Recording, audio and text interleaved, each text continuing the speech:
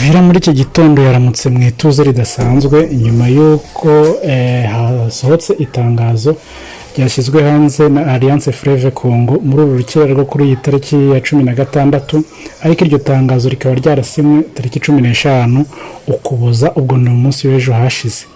Iri tangazo ese riravuga iki? Iri tangazo icyatumye rivugisha abantu byinshi ni ukubera ritangaza icyemezo cyo gukura ingabo zayo mu mujyi wa Uvira nk'intambwe igamije kubaka icyizere no gutanga amahirwe ku nzira y'amahoro. Mu masaha ya mu gitondo kuri uyu munsi, imihanda ya Uvira yagaragayemo abaturage benshi bafite ibyapa bagenda bavuga amagambo ashyigikira ihuriro Alliance Fleuve Congo. Abatitabiriye iyo myigaragambyo barimo berekeza ku masoko, abandi basubira mu mirimo yabo ya buri munsi, nubwo benshi bakiri maso ariko bakaba banakomeje gutegereza uko nyuma y'iri tangazo ibi biri buze kugenda.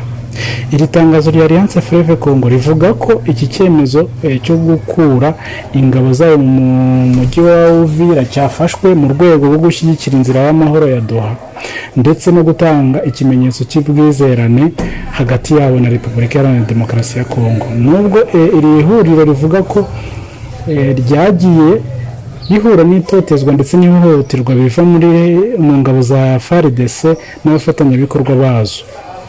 Nk'uko byatangajwe muri iri tangazo, gukura ingabo muri Uvira byakozwe ku busabe bw'abahuza babo hagati ya AFC M23 na leta ya Congo bo muri Leta Zunze Ubumwe za Amerika, hagamijwe guha amahirwe agahenge no kugabanya imirwano mu gace ka Kivu y'Epfo.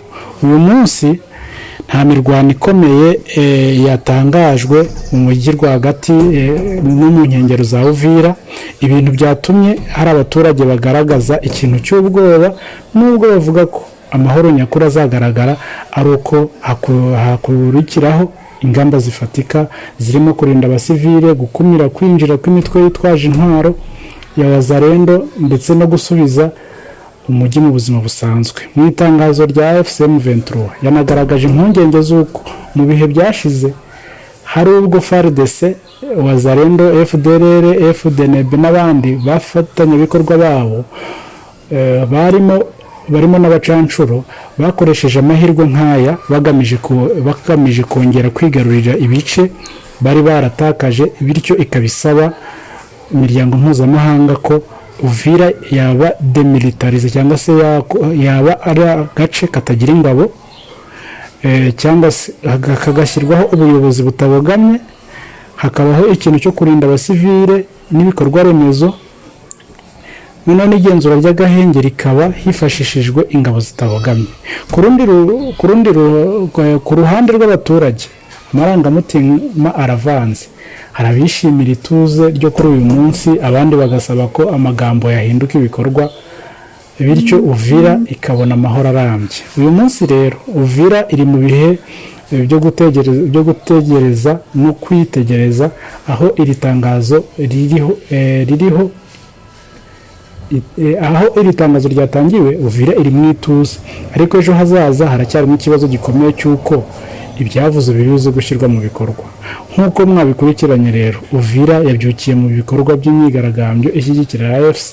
Abenshi mu baturage bavuga ko bishimiye ingabo zayo muri uwo mujyi, nubwo hari icyizere gikeya n'ubwoba bw'uko ku baturage. Ubuyobozi bw'ihuriro Alliance Fleuve Congo bukomeje kubahumuriza.